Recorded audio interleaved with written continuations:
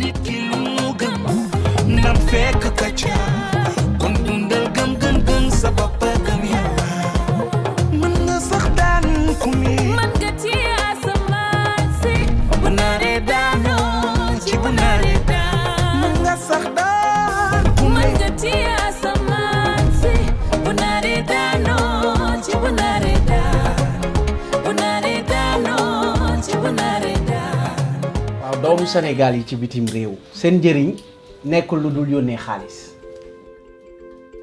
ñun bëgguñu niroo ñu ñuy bàttale MoneyGram Western Union wala Wari wala Ria war nañoo mën a am beneen njëriñ te xam naa ni bu ñu organiser woo xaalis gi ñuy yónnee pour di ci jàppale suñu njaboot war na mën a jëriñ leneen ci réew mi ba tax ñun ñi nekk fii te am yéene ñibbi te gëm naa ni ñu bari am nañ yéene googu xaalis gi ñuy yónnee ci réew mi mu am lu ñu jëriñ ba ñun bu ñu jógee fii mën a dem suñu dëkk gën ko mën a jëriñ ndax suñu dooleeg suñu xam-xam mooy des fii di jëriñ réewu jàmbur te bu ñu gisee ni réew mi doxee xam nañ ni ñun ñiy doomu Sénégal te tas bitim réew bu ñu booloo suñu doole suñu xam-xam andi ko Sénégal mën nañ ko liggéey waaye am na lu bari li tax loolu mënagul nekk ñu toog fii di fi daan suñu doole di mën a dimbali suñu njaboot nuñ ko mënee ku ci nekk daal ak dooleem ak mën-mënam. non est-ce que diaspora moom xaalis rek envoie xaalis rek. déjà waaw est-ce que loolu rek mooy suñu rôle est-ce que amuñu beneen rôle aussi. en tout cas loolu lañ ñuy xoolee ci lu bari. ku am soxla rek diaspora.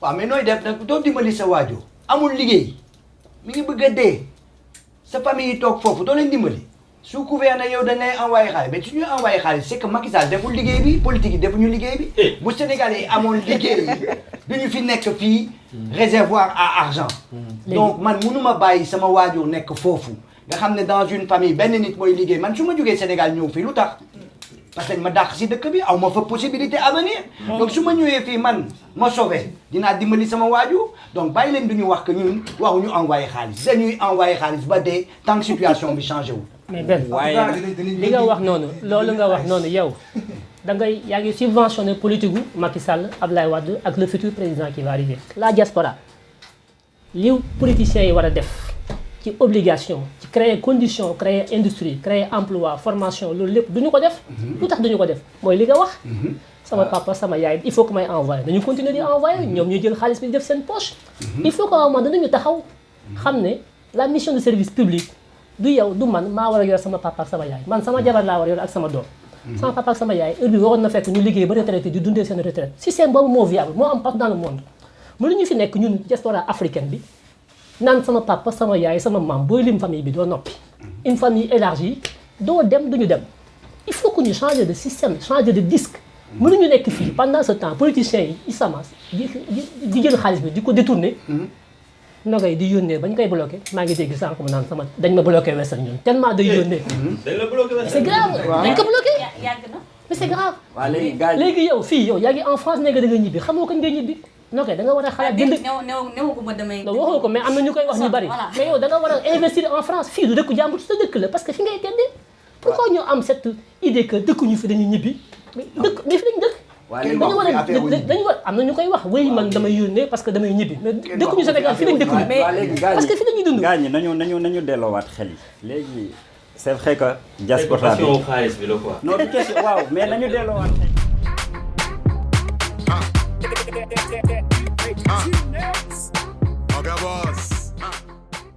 delloowaat xel yi léegi affaire bi moom mooy que ne léegi ñun nañu xool en tant que membre de la diaspora xaalis bi ñuy yónnee il faut ñu jàmbat ko 2007 40 millions de dollars 40 milliards de dollars lañ doon yónnee 2016 on est passé à 60 milliards de dollars du fekkee ne dañu xool chiffres yi waa Banque africaine de développement joxe on part de 65 milliards loolu am na tamit doo xoolee ñun ci Afrique nañu wax ci ñun suñu bopp Afrique am na 5 pays yoo xam ne moom la ñu mën a tuddee les 5 majeurs yu mel ne Nigéria Maroc Algérie ñoom ci ñi ëpp li ñuy yónnee la bokk. doo xoolee tamit ci ñooñu am na ñeneen ñu nekk ci suuf ça veut dire que ne doo passé Asie ak Pacifique ak passé Amérique latine Afrique moom mooy continent bi nga xam ne moom mooy 3e en terme d'envoi te ci envoi boobu tamit ñun dañu ciy fayaale xaalis plus li ñuy yónnee. les taxes. Sénégal bokk na ci dëkk yi nga xam ne ci ñi ñuy jot après Gambie après Comores Sénégal ci ñetteel pays 2e lot boobu la bokk. ça veut dire que ne léegi doo xoolee estimation bu ñu mujjee xool li waa Banque centrale des États de l'Afrique de l'Ouest di joxe Sénégal 1000 milliards mi ngi fay dugg. léegi nañu seet. c'est vrai que ça permet comme ni ko sama mag Benjamin waxee muy faj ay soxla ñii ñi ngi ciy dépense doo xoolee poste de dépense yi bu njëkk bi c'est l'alimentation. Deuxième bi c'est les frais médicaux. Troisième bi c'est les festivités. Cérémonie kii les loisirs. ak courant bi cher. question là. lu ma mësula comprendre mooy lu ñuy wax nan la ñuy def ba xaalis boobu muy jëriñ leen. man dama gëm ne 100 € bu ma envoyé. ki ma koy envoyé da koy soxla dépenser lépp soxlawul 75% bi pour lekk. 20% pour ma denc ko pour ëllëg non. dañ koy soxla parce que dañ koy bëgg a lekk léegi. mais projet man affaire de banque yooyu. yu bëri gëmuma ko en fait. mais c'est surtout que c'est-à-dire voilà man gëmuma ko man li ma gëm mooy. par exemple ci diaspora bi ñu ne ñu soo leen bëggee am kër Sénégal ah mën nañ leen ko fayloo en 3 ans 4 ans 5 ans. moyennant ay taxes yoo xam ne dañ koy redistribuer peut-être Sénégal. waaw mais léegi man loolu dina ma intéressé quoi. waaw mais xool mais bu ñu jël as tuut boo xam ne moom la ñu am di ko jox sunuy mbokk yi. naan nan lañ ciy tabaxee ëllëg. waaw mais xool il faut ñu nangu c'est exactement ça. il faut ñu nangu participer ci li ñuy wax changement de paradigme. damay joxe benn exemple bu tuuti lu mel na sunu mbokk chinois yi nekk fii. ñoom paradigme. paradigme façon bi ñu doon defee. doxalin il faut ñu jël suñu doxalin.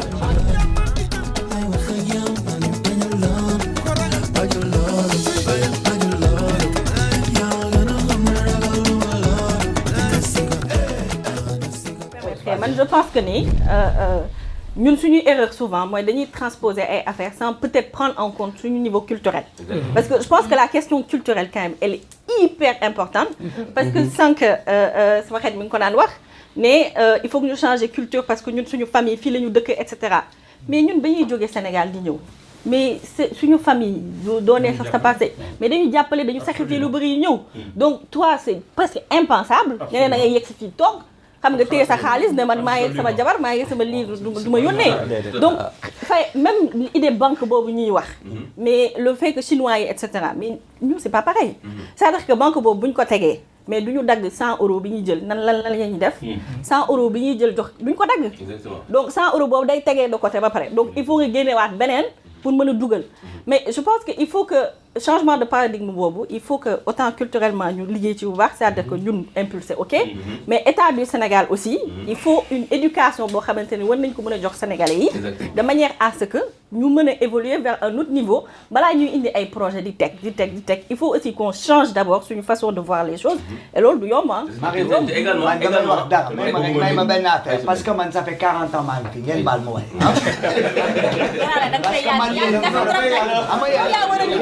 seen débat yi soo leen continuer ma teg sama écouteur bàyyi leen ah oui parce que man li neexuma dama leen di wax attendez sénégalais yi saa yu ñu regroupé woo toog di waxtaan yow Ousseynou Seck gis nga bol d'or kan mooy wax sa soxla kenn du wax sa soxla sénégalais yi dañuy cloisonné lieu yu nga xam ne dañuy regroupé wu di waxtaan da ngay ñëw waxtaan changer sa xel parce que sa jabar daf la sonnal sa jëkkër daf la sonnal nga ñëw toog ñu waxtaan tous les vendredis samedi mais kenn du wax sa soxla mais yéen ngeen bëgg a confiance bi amuñu ko suñu biir yow nga may waxee affaire u banque damay di ma waxee affaire u xaw dama ne confiance amul suñu biir dëkk bi nit yaa ngi sonn amuñu liggéey ngeen di wax ñu arrêté suñu loxo bañ dimbali ngeen ñuy waxee affaire u épargne gëmuñu leen tey gëmuñu leen demain nañ changé dëkk bi am ay état ñu wóor nga xam ne nit ñi nga xam ne intérêt général bi moo leen doy bu boobaa changement dina am si ñun yéen da ngeen bëgg a changé fii c'est ñun suñu biir wóoloon diw ñu may lay jox sama xaalis man maa tey naa ko perte sax jox ko sama famille maa tey këpp kees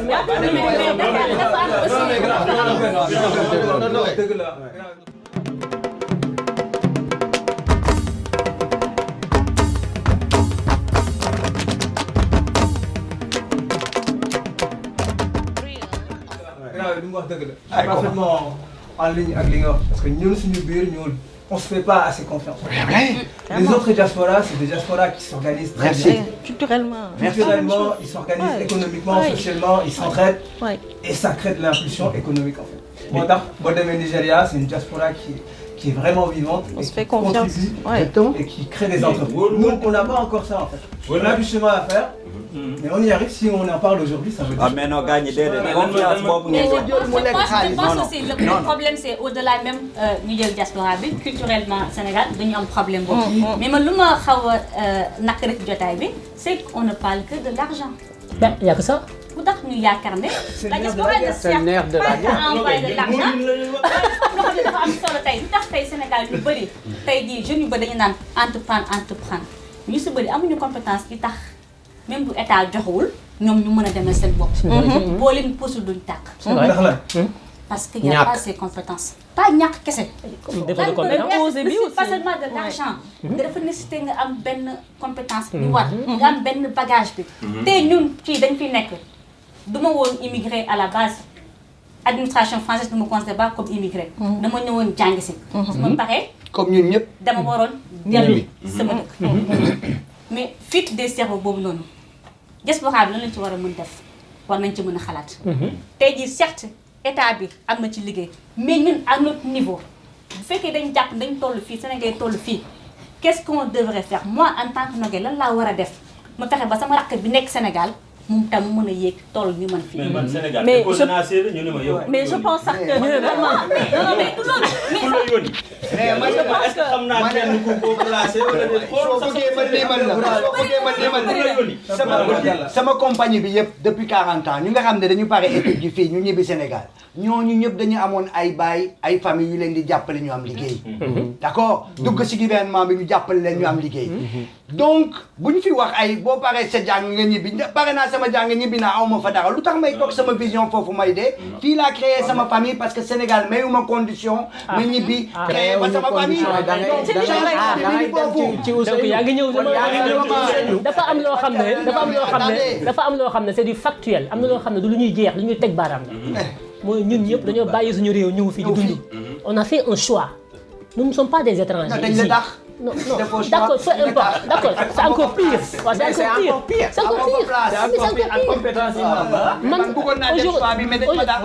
Mais aujourd'hui, je me considère beaucoup plus français ici, c'est-à-dire que quelqu'un qui vit en France, que quelqu'un qui vit au Sénégal, c'est une réalité. Je m'épanouis ici. En France, ça ne veut pas dire que t'es français, c'est Marine Le Pen. Je ne le dis pas au sens nationalité français, je le dis au sens vécu quotidien. Je vis ici, j'ai ma famille ici, j'ai mes enfants, mais je ne vis pas au Sénégal.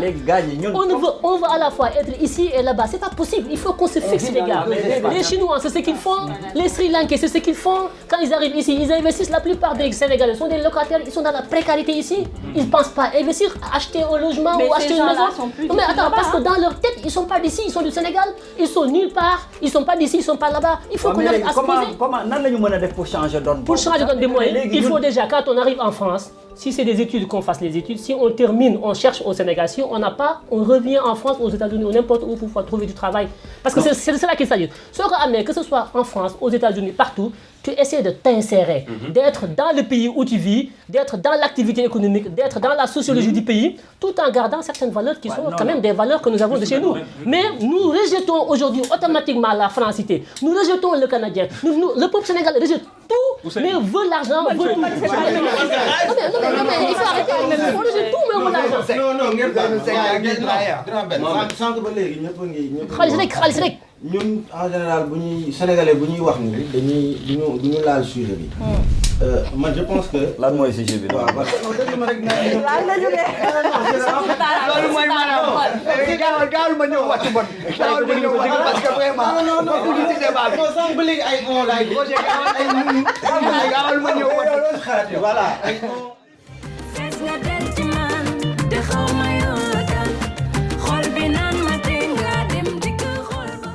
Il faut le jeu.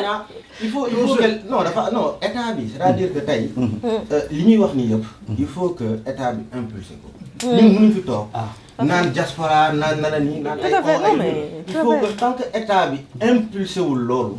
on peut rien mettre en place. On est d'accord. te nag man c'est que man loolu laa xalaat léegi je me suis dit mais état bi mais ana ñuy représenté diaspora bi fii nii ci député ñi nga xam ne tey dañu war a wax ñoom ñu dégg ñu jàllale loolu assemblée nationale tey ma wax la dara man député diaspora bi yëpp kenn laa ci dégg assemblée muy Mame Diarra Fall ñeneen ñi xaw ma leen. et encore est-ce que day wax sujet diaspora. man bëgg naa non encore mais man bëgg naa. waaw bu bëgg revendiquer dara Kébémer. mais waaw parce que man dégguma ko benn yoon mu wax ci sujet diaspora. mais diaspora ñaata député la am sax. 15. 15 députés. kooku tap yëngal la. c'est-à-dire diaspora bi bu ñu essayé ba bu ñu jéemee ñun ci boppam ñu organiser wu. mën na idée bi mën na jóge fii ci jotaay bi fexe ba gis ces députés là xool nan la ñuy yóbboo message bi pour que ñëpp jot ci je pense que ñun ni ñu toogee nii dinañ fexe mu jàll dañ ciy waxtaan tout le temps mais doguma la est-ce que xam nga permanence ce député de la diaspora fan la non dañ leen di wër mais non mais c'est que balaa ngaa xam permanence bi nga xam kan la encore faut xam naa ko ma tontu ko mais yéen dañ leen ko pa suufal la mais député bu nga xam ne balaa ngeen nekk ci liste bi Dakar lañ koy décider parti politique yi yéen ñëpp laa wax muy APR muy PASTEF muy ñëpp laa wax yéen ñëpp seen député Sénégal lañ koy décider fan la ñu joxee cadre diaspora fii ñu choisir suñu propre représentant tant qu'on est limité à ça pourquoi vous voulez que bu ñu ko nommé waa ji duñu défendre day défendre l'orientation du parti mais loolu parti bi moo ko yónni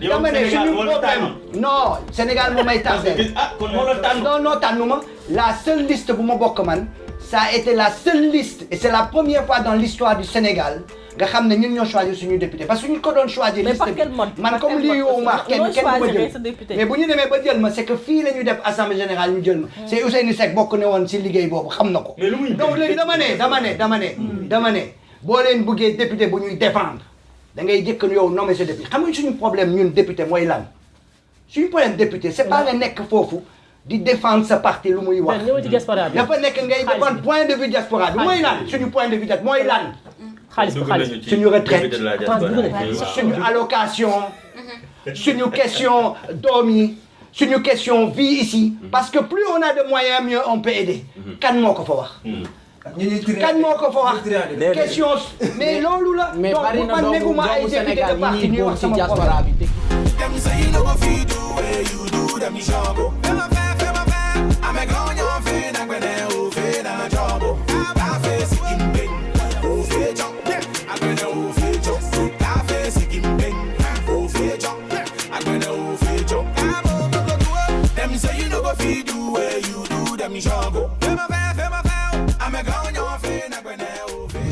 te gisuñu ci taxawaayu benn man nag je suis contre waaw man dama contre ay gouvernement yooyu man gëwuma loolu gëwuma gouvernement je suis d'accord à mi-chemin par rapport à toi lu nga ci argument yi nga wax parce que soo nekkee ci benn dëkk tamit parce que ñu ci bëri ñu jiitu woon fii yëpp ñoom l'objectif c'était de rentrer donc xaalis bu ñu mënoon andi yëpp dañ koy dem yóbbu au Sénégal après comme tu l'as dit il y en a certains qui vivent dans la précarité avec des retraites qui ne sont pas très élevées demoon naa ba passé Espagne mais gis suñu mbokku Modou yi lu ñuy galérer des gens qui ont fait au moins 30 ans là-bas et qui avaient en fait qui font de la vente à la sauvette mais il y avait des Indiens qui venaient il y a pas même 10 ans qui ont réussi à établir des commerces là. Donc tu te poses des questions aussi par rapport à la zone où tu es aussi, comment tu peux faire pour fructifier ton investissement de façon à ce que même vous pouvez faire des poules économiques et ça même ça va encore amplifier la capacité d'investissement. Donc logique il faut nous intégrer sur le fait qu'on ait des assises ici et aussi qu'on ait des assises au Sénégal parce que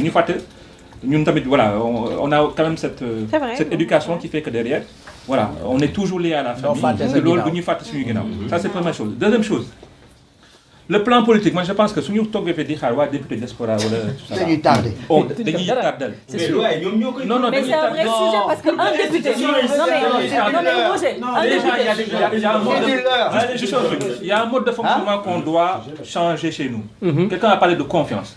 Par exemple, quand une fille, si vous avez fait cet appartement, war nga war a xam benn sénégalais bu ñëw jàppale la pour bu mu defal la ko si tu mais qui a confiance parce que ñooy ne quand même da lay defal liggéey bu bon donc il y a déjà entre nous il y a pas une question de confiance pour donner de l'impulsion à quelque chose il faut être confiant des Indiens là suñu ñu demee ba dem 18e ñoo ko moom c'est parce qu'il se faut confiance kenn ki day ñëw gars yi ñëw communauté bi ñëw lebal ko xaalis mais cette confiance là il n'existe pas parce que kii da nga koy jox xaalis bi mu yóbbee ko dem jëndee ko ñaareel wala